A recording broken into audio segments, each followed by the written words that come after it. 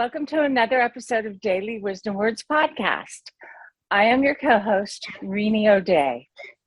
Hey everyone, I'm your co-host, Neil Torelli. We want to give you a very warm welcome to our latest episode. Join us every Saturday at 9 a.m. Pacific Standard Time as we talk to some guests who have stories, advice, and life hacks, all of which take us one step closer to the feeling of hope. Today's conversation has been a long time coming. We're very proud to welcome author, rapper, and mental health advocate, Rohan Sharma, a.k.a. RX Mundi. Hey, Rohan. Hi, Rohan. Nice to meet you. We are honored to have you, really. Definitely my pleasure. I know that you and Neil have met in the past, and he said you're in Philadelphia? Yeah, I'm in the suburbs of Philadelphia. I'm outside in Bucks County, PA. So, would you mind sending me a Philly cheesesteak wit? I'd love to make that happen.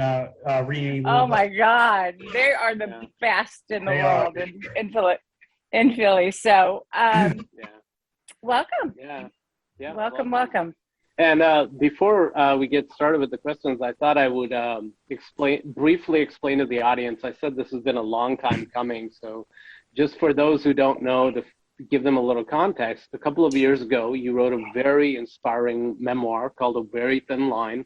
Oh, okay. And I was one of the few lucky people to get an advance copy so I could review it. And that's how sort of I got to know of you and know of your story. And so when I say long time coming, it's like from 2 years ago, reading your memoir to writing a review, full circle to now interviewing you on this podcast. So this is absolutely a pleasure to have you on there. Yeah. Means so much to me, Neil. Thank you so much.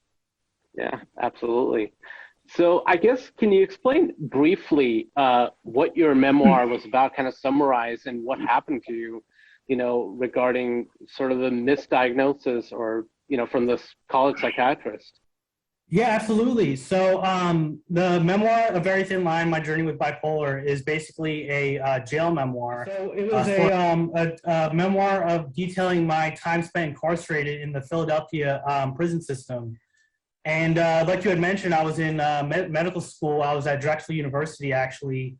Drexel University College of Medicine. Wow. Yeah, wow. So on the outside, things looked like they were going really well. But really inside, there was all this inner turmoil that was occurring, which I feel like it has to manifest in some form or fashion. Especially if you don't address it, you suppress it. But this time, when I was starting my first year of medical school, I was already struggling quite a bit.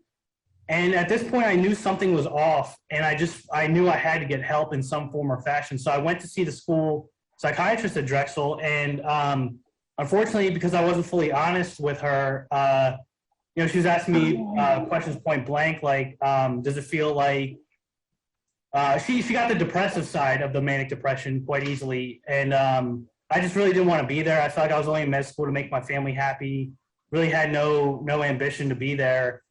And she just asked me questions point blank, like, does it feel like people can read your thoughts? Does it feel like your radio's talking to you? And in my head, I'm thinking, how could she have known that? Well, is she reading my thoughts right now? Like, that's the only thing that made sense to me. So I just kept quiet. I said no, because I was afraid they were going to lock me up in some mental institution for the rest of my life if I was honest with her. So because I wasn't fully honest, she ended up prescribing antidepressants, which I'm sure as some of your viewers may know, for someone who's diagnosed as a bipolar type 1, which I was undiagnosed at this time. What it can do without giving in conjunction with a mood stabilizer is it can get rid of your depression, but then it can raise you to an even higher manic state, which is exactly what happened to me. Yeah. And I was already unstable quite a bit. So, the following weeks and months were just total chaos. I was drinking pretty much every night just to try and help mitigate my racing thoughts. I was going out gambling. My parents were giving money for groceries, and I was going to the casino and just blowing it all, very reckless behavior. And I even went out and got a tattoo very impulsively without thinking about it. And Yes, it just goes to show that later I would find out this is all textbook manic behavior. But while you're in the midst of it, you have no idea what's going on. And finally, after a period of about a month of barely sleeping, I went through 4 days with no sleep whatsoever. And it was at this point I was up all night for the fourth day in a row now, and I actually opened my own neck up to try and dissect it. And I'm sorry, I probably should have said a graphic warning before that, but I feel like it's important to the story because it tells you what my state of mind was at this time. Yeah. Absolutely. Go ahead. Yeah. It was horrific. It was I ended up when morning came from being up all night doing that to my neck, I ended up calling my drug dealer to see if he could front me some more marijuana. At this time, marijuana was the only thing that put me to sleep, and I'd run out, had no cash. He said no because I already owed him from before. And I learned this later on from a psychiatrist that during a manic episode, which this clearly was a case of, you lose what's called impulse control. And whatever your first impulse comes to your mind, whatever's in your subconscious mind just comes to the surface. You really have no control over it. And in this case, after hanging up the phone with him, my first thought was, hey, I should just rob this guy. And very uncharacteristic, not likely at all. And what ended up happening is I went to a gun store, purchased a 40 caliber Smith & Wesson handgun, and attempted a armed robbery. And things just the gun store let you walk out with a gun in a manic state.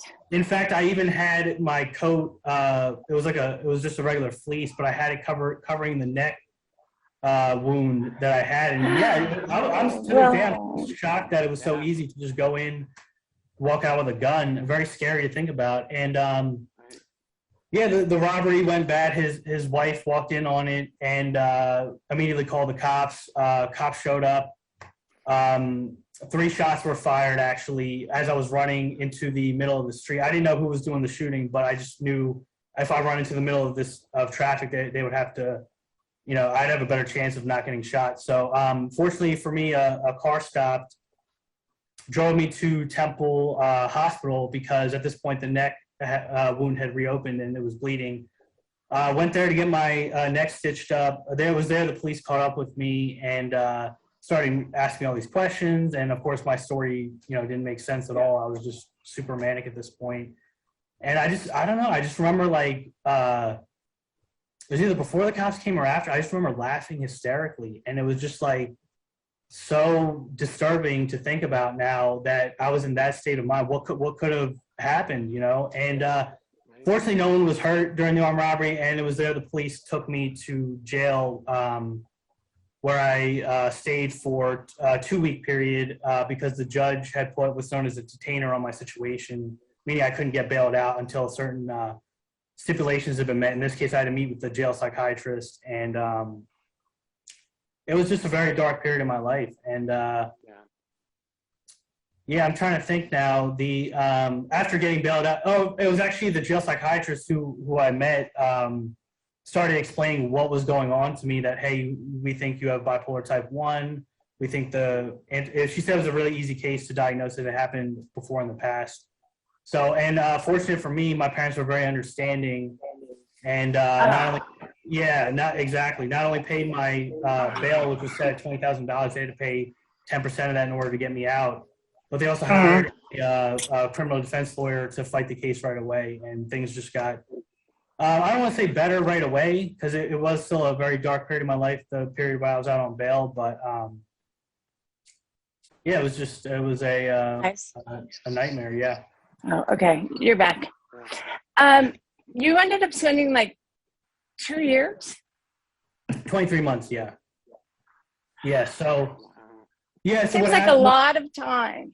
Yeah, it was, but I think looking back on it, it was by far the best thing that ever happened to me. I'll just back up for a second. When I was out on bail, I was out for 1.5 years while my lawyer was fighting the case, and the first deal they offered me was 3 to 5 years upstate, which I said no to. Oh, wow. Yeah. Very, very scary situation. And he ended up getting me in what's called mental health court, which is a form of court where they go a little bit, give you a lighter sentence given that you have a mental health condition, which clearly was the case. And they ended up offering me a deal for 23 months in county jail, followed by 10 years of probation. And as I always say, my presentations, it was the hardest thing I ever had to go through, but I came out in April of 2015, just a completely different person. And I'm just so grateful to I think you're the only person that will ever say jail was a good thing, Yeah, but hey, I'm happy. Yeah, that's what it wasn't at first. The first month was a complete nightmare. And that's what the book details, is sort of this journey of self-transformation and the work I did on myself. I'm actually a big believer in like law of attraction type things. And actually, I wouldn't even say I'm a believer. I would say I know it to be true. And like I said, the first month was a nightmare. There was fights happening every day. I'm not equipped in that sense for the violence that I saw. And what made it worse, the COs, the correctional officers and guards are just laughing while, they're egging on these fights to happen instead of stopping it. So I'm calling my family up. I'm saying, hey, look, I made a terrible mistake. You got to get me out of here.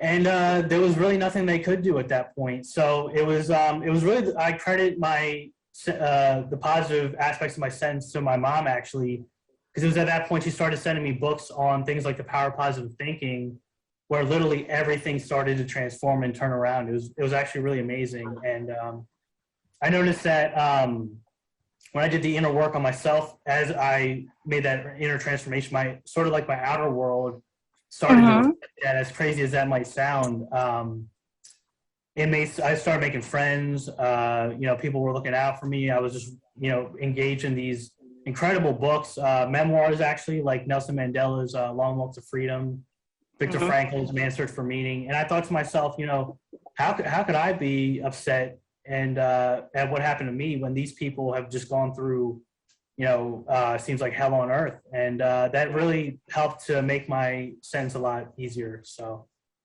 Well, do you remember like the first time you had an inkling of being bipolar? Was it like middle school? Were you bullied? Something like that?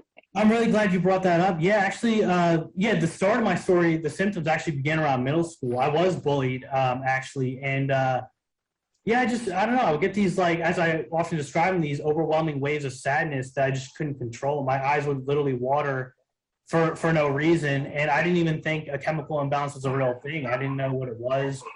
So in hindsight, it's very obvious that there was a mood disorder there. But I didn't speak up.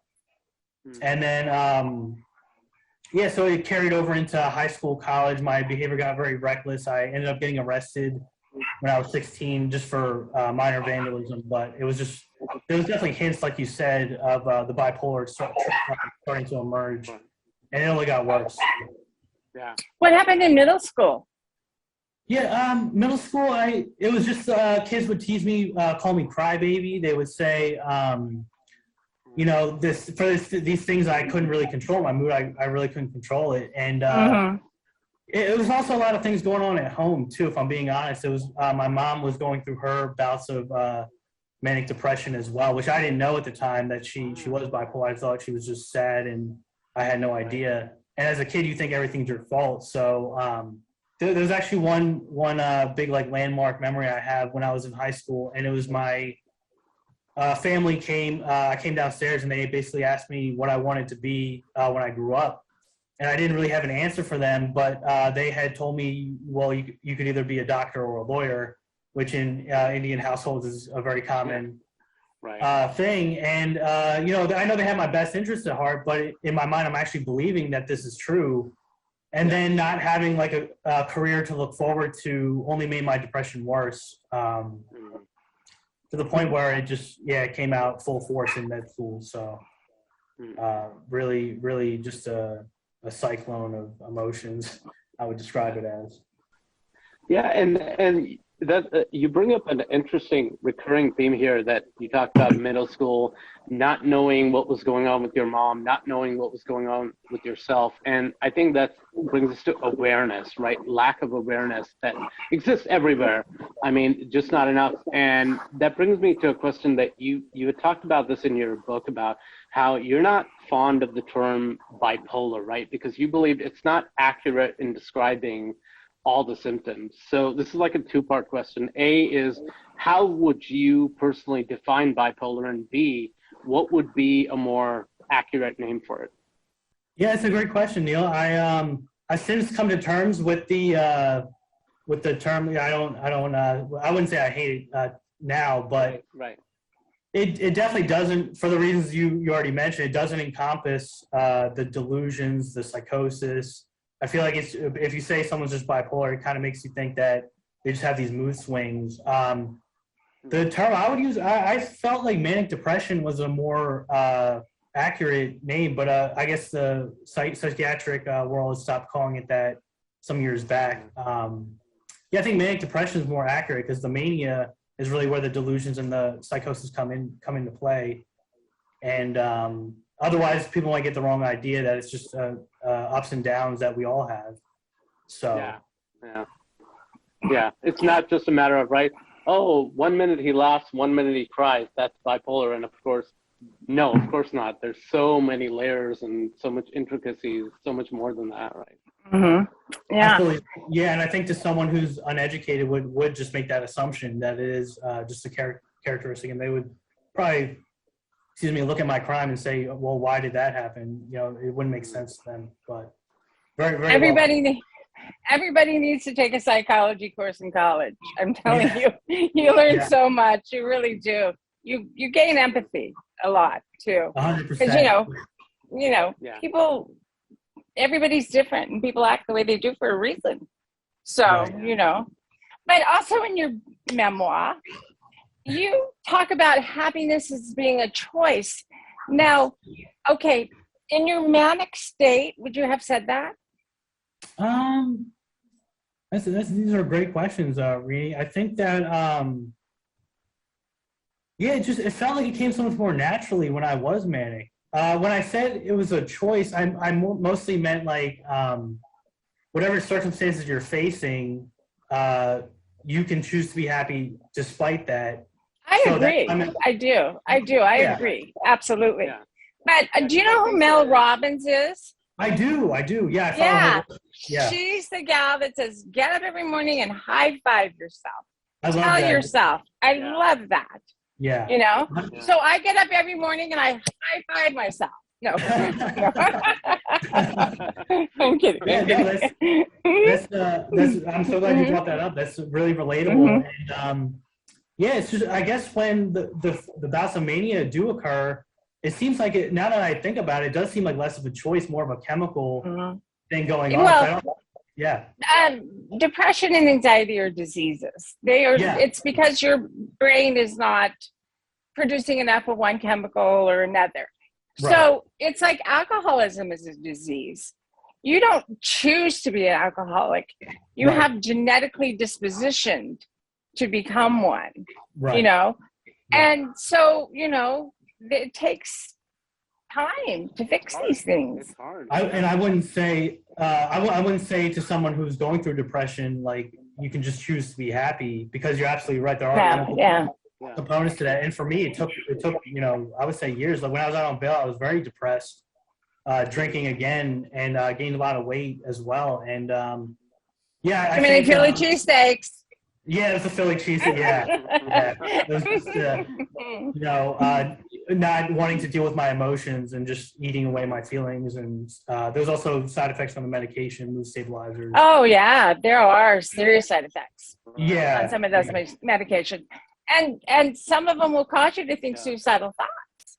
So you're going, wait a minute, this is supposed to be helping me, but I want to die. Wait, something, Right. Yeah, I think it helps to know that it's not you. Like it's not you. It's take one step, remove yourself. Like, what do you think when you were going through this journey?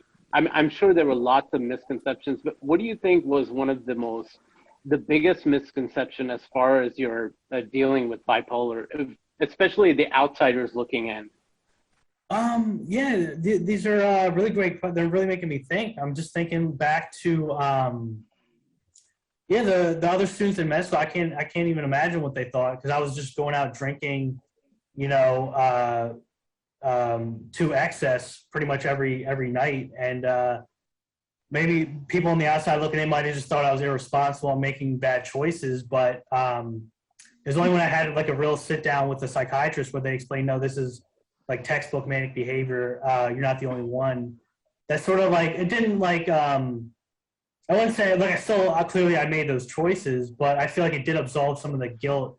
Because but you were doing something you didn't want to do. You didn't want to be in law school. I mean, my husband's a lawyer. Sorry, nothing to do with law. You didn't want to be in med school, right? Yeah. And so your brain is telling you, I don't want to do this. I hate this. Right. And to relieve that, you go out partying. Right. And there's no, that was the way I would try to justify it. Exactly. Yeah. And just try and get myself to feel, you know, something outside of those, feeling like guilty, feeling trapped. I wrote this in the book, but I felt like really scared. And when you put those three emotions together, what choice does the universe have but to give you, you know, a jail cell? I literally manifested all the emotions into my outer reality. And you put people's lives in jeopardy, so you had to be accountable for that. Right, absolutely. And yeah, I do look back on it, and there's definitely a remorse factor there as well. You know, what I put people through, and it's just it was a lot of guilt at once. I had to it took years to work my way through that. Yeah, but you did it. Yeah, you did it. Yeah, I mean, like I don't know if this was in your book or I heard you say it in a YouTube video somewhere, that like all these years physically and tangibly that you were not in prison and out and free like a normal citizen, you were trapped and in prison. But when you went in is when psychologically you started coming. Obviously it was a long process, but that's when you started coming around. And I thought, I love that quote when you had said that somewhere in a speaking arrangement, or it might have even been at your book launch, I forget, but I just thought that was a wonderful way of putting it, that tangibly, physically you were inside, but mentally you were starting to release yourself. And I thought, brilliant way of putting it. So well, thank you. Yeah, it was like the jail cell of my own mind that I had put myself in through high school, college, and med school. And then during my incarceration, that is ironic that was sort of the where the freedom came from, where I didn't have to base my emotions on my circumstances. I could just, you know, put my foot down every morning in jail and just say, you know, today's gonna be a great day. And sort of like the Mel Robbins high five yourself. Yeah, and, exactly. Yeah. Yeah, no, that's a great point, Neil. As far as currently, do you feel good? Like, where are you in terms of therapy, medication, and mental space? How positive is it? You know, you still have bad days. Where are you now psychologically? Are you still seeing someone? Yeah, I think it's just miles above where I was before. Like it's hard to even believe. Like I was at a Sixers game last season. My brother had taken me to a Sixers game, and we were like almost courtside. And the Sixers were in town this weekend playing the Sacramento Kings. Oh. And my son is a chef, and he cooked for them. No he cooked way. them 3 meals. Yeah. Oh, no way. Yeah. Wow, that's incredible. They stay at the hotel he works at. So yeah, pretty cool. And I was telling my friend this the other day that the gap of going from like absolute rock bottom to, you know, being in such a positive mental. You asked me where I'm at today. I would say very much so a much more positive headspace. And I think what contributes to that is the fact that I'm making music now, which is my absolute passion, and I love to rap, which is another great gift that came to me from jail. I learned how to rap. And I couldn't even fathom this in med school, that I would be living a life full of excitement and passion. I'm writing, and I do see a case manager comes to my house every Friday, and we have sort of like a therapy session every Friday, and we just talk about like my goals, where I'm at, and anything yeah, I just don't keep things bottled up now. Anything that was that bothers me, I try to be. I think authenticity is like the biggest word for me lately. Is I'm just trying to be more authentic, true to myself and true to the people around me. So yeah, I would say I'm miles above where I was before. It is still a work in progress, I think, as it is with everybody. To just go, every night I like to recap the day and just think what were the best things that happened to me on this day. And I have a little gratitude rock that I hold when I do this, and it's a You're practice. amazing. You're Well, amazing.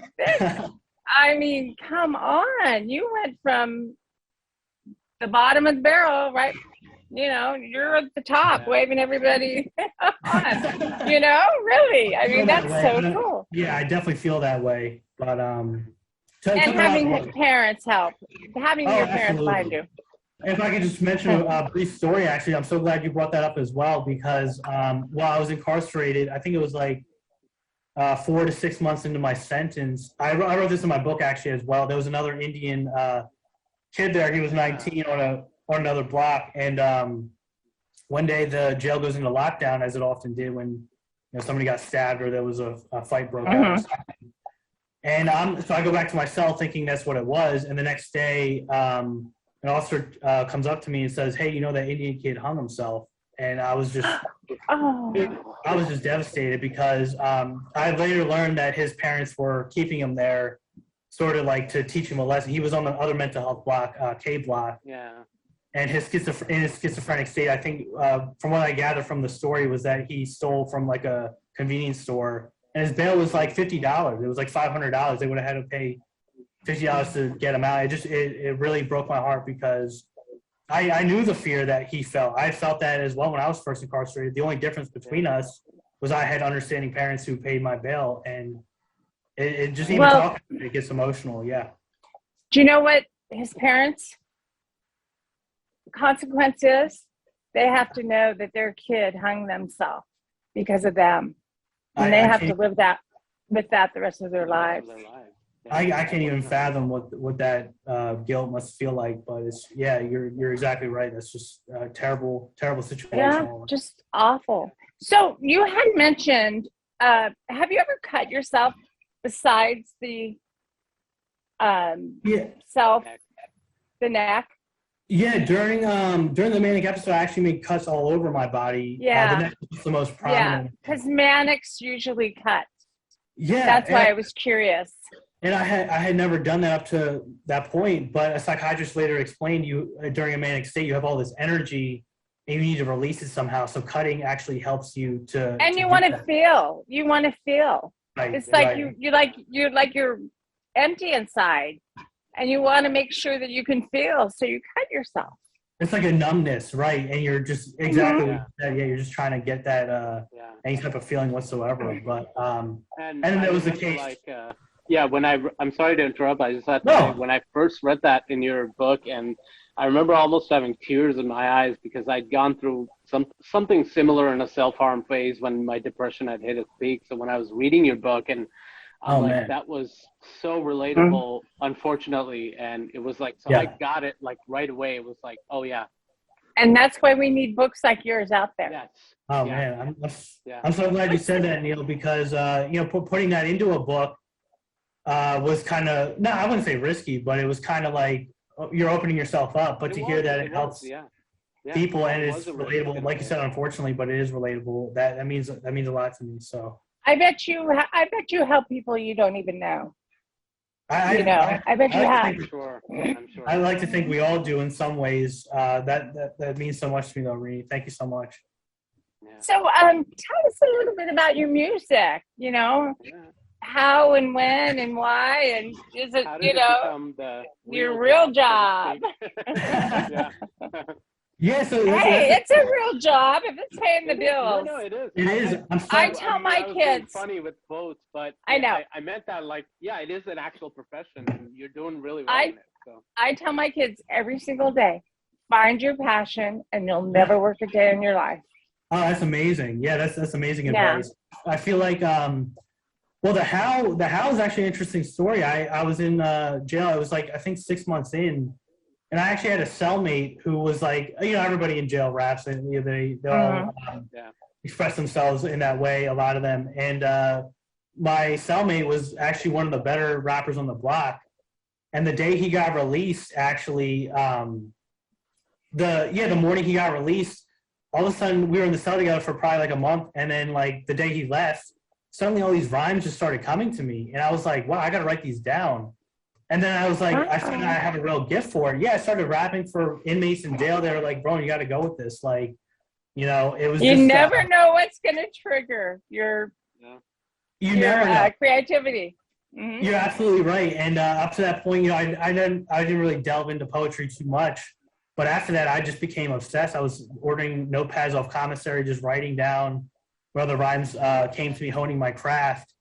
And then, and then once I came out, I had all the resources of my best friend. He was a roommate of mine in college, is also really into music as well. So we created music together. And I didn't really put any projects out until last year. It was mostly just freestyles that I'll put up on my YouTube channel.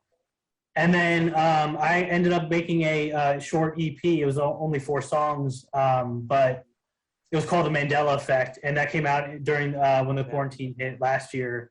And I'm actually currently working on another EP, which I'm very excited about. It's called Divinorum. And I can't wait to get that. What does that mean? So I'm so glad you asked that as well. It's a whole story in and of itself. But so one of the like you mentioned Mel Robbins earlier, one of the big teachers I follow, his name is Bashar, and he's also in the book as well. I wrote about him as well. And he mentions that Divinorum, I don't know if your audience is familiar with ayahuasca, but it's a psychedelic drink that you ingest, and then you go on these trips and you discover more about yourself. In the book, I wrote a lot about dimethyltryptamine, which I experimented with heavily in college, and I feel like that expanded my consciousness. It actually helps mental health. I think I know that. I've lived that. I definitely do.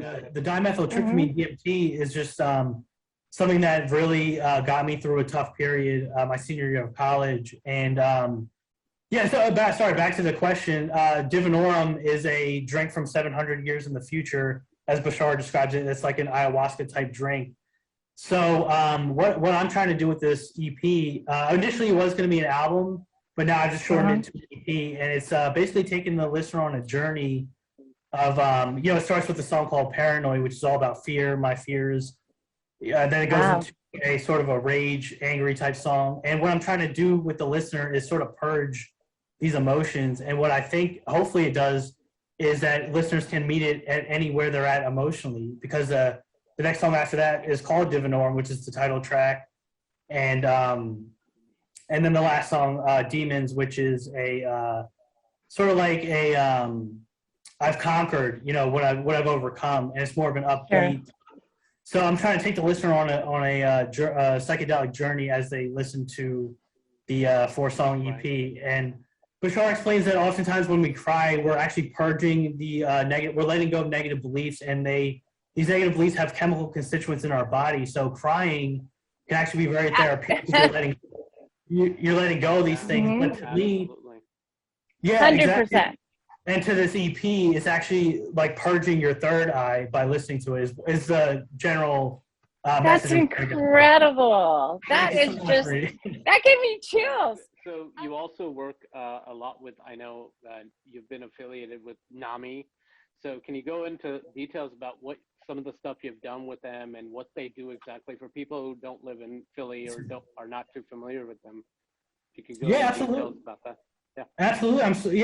This is another great point to bring up, because I just love telling this story, because it sort of goes into more of Bashar's teachings and what I believe to be true. But I was really depressed in the summer of 2016, I believe.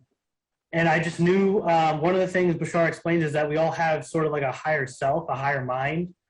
And it guides us. It already knows your goals, your dreams, and how to get you there, the best paths to get you there. And it sort of leaves you with these little breadcrumbs of excitement, he calls it. And I feel like I was just, I didn't know anything. I was just really depressed. I had like 8 psychiatric hospitalizations that year, my first year out of jail. But I knew this one thing, that my higher self was leading me through these breadcrumbs. So I was on the lookout for anything even remotely exciting that I could follow. I saw I think I saw a flyer for a NAMI support group, and I'm thinking, hey, that sounds like a breadcrumb to me. I can go there. Me and my mom went together, actually. Went to the support group. It turned out to not exactly be what I was looking for, but they did say they were offering a course in the fall of that year, which was called peer-to-peer counseling, if I remember correctly. Boom, that's another breadcrumb right there. Go to the course.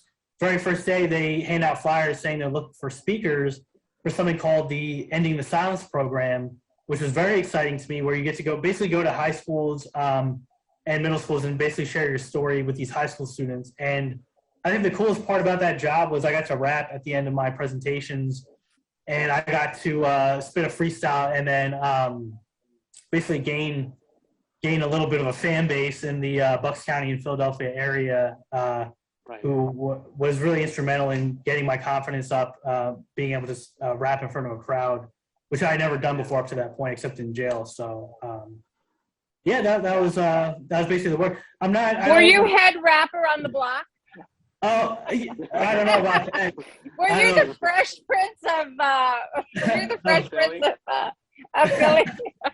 That's actually where Will Smith is from. Yeah, I guess you could see it that way. No, I don't think I got that title, but oh darn it! Next, yeah, not next time. Yeah, not next no time. Next time. No next time. Yeah, so I currently don't work for NAMI right now. I'm more transitioning into the private speaking sector with my speaking brand, speaking empowerment, and focusing on that and the music as well. But it was an amazing about 4 years.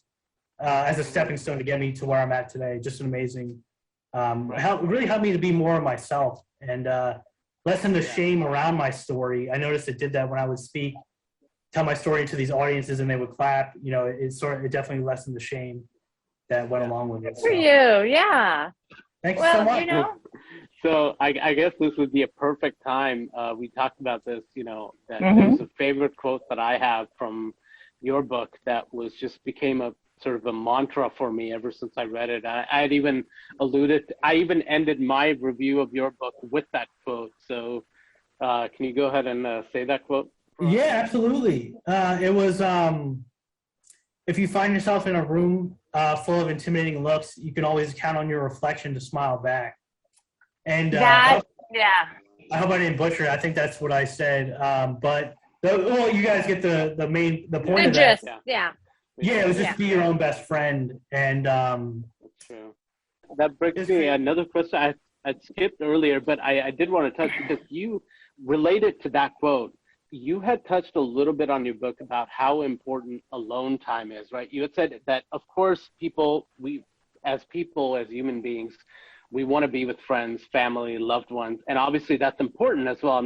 But as equally important is learning to be alone. So can you expand a bit on that? Because I've always, even personally, my mantra has been solitude is underrated.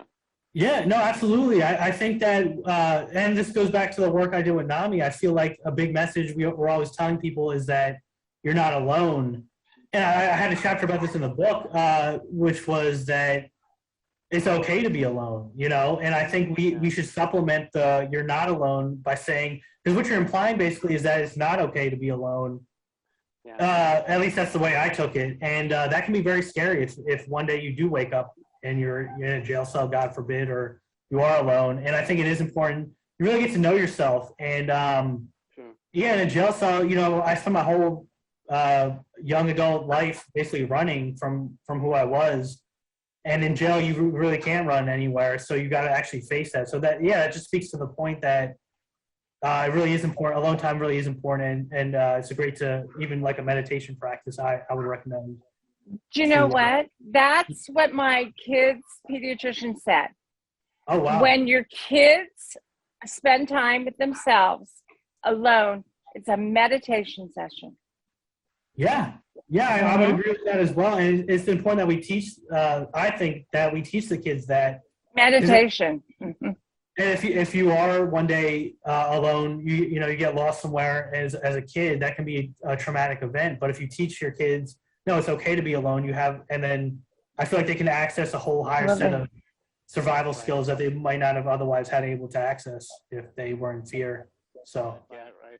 But before Neil's last question, can I ask you just to tell everybody your social media handles, where they can get your EP, you know? Absolutely, yeah. So I go by the Fill name. us in. I go by the name. Yes, in. I go by the name Rex Mundi, but it's spelled RX space MUNDI. If you want to check out my EP, it's currently on rxmundi.com. My Instagram social is rxmundiworld, and Spotify and Apple Music. You can look me up. It's RX Mundi as well. My single Maniac, which came out last year, is on there, and my EP Div Norm will be on there. Hopefully in the next month or two. I'll try and get my best to get that out to everybody. And we'll put your handles up on the description of this video. The description. Oh, so thank you guys so much. Really appreciate it. People, listen to this man because he's about to, Neil, take it away. Well, you want to introduce him? So, yeah. How about some freestyling by RX Mundi, an exclusive right here on our podcast? Absolutely. No, it's literally my favorite thing in the world to do. So I'm so glad. Thank you for this opportunity. Can you hear my dogs? Can you hear my dogs? Yeah. They're your backup. My dogs are your backup. So embarrassed, but this is the real world view. It is. Yeah. This is right on. It is the real world. So this is a freestyle I wrote about a year ago. It goes like this. I said,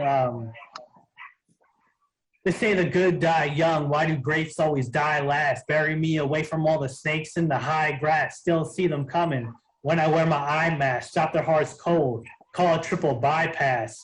You still hide from the shadows that the sun casts. Remember that the fun lasts only till the gun blasts.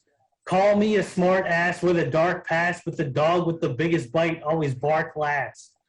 You can say I'm from the burbs, but I grew up on State Road, and I'm with my DJ. All they do is break codes. Pretty soon you'll see me on all of the late shows. You'll be in the 8th row while I watch the hate grow. New music dropping soon. I really set the bar high. Tell all the critics that I'm tripping off the far side. Sorry, but before we get back to the show, Black Lives Still Matter. Better act like you know. And there it is. Just a quick 16 for you guys. Thank you so much. God, you are so good. Oh man, thank you guys so much. Oh, that was fantastic. Really appreciate it. Guys, now you can bark. Now they're clapping barking. Oh, that really was. Amazing. Oh my God. Oh man. Fan. Yeah. Well, this was so much fun, guys. I really, like Reenie said, I just love your energy, and this was one of. Thank you. Oh man, such good energy. I'm waiting for that cheesesteak. Got it? Okay, buddy. You take care. Thanks for coming on. Absolutely. Thank you guys so much. Really appreciate it, guys. Thank you. Take care. Bye. Thank you, everyone, for watching. And thank you, Rohan, for coming on the show. Be sure to follow us on Twitter, Instagram, and Facebook at all the links listed in the description. And don't forget to hit like on this video and subscribe to this channel so you never miss an episode. And if you want to show us a little extra love, we also have a link for donations. Thank you, everyone, once again, and we will see you right here at 9 a.m. Pacific. Goodbye. Bye. Thanks.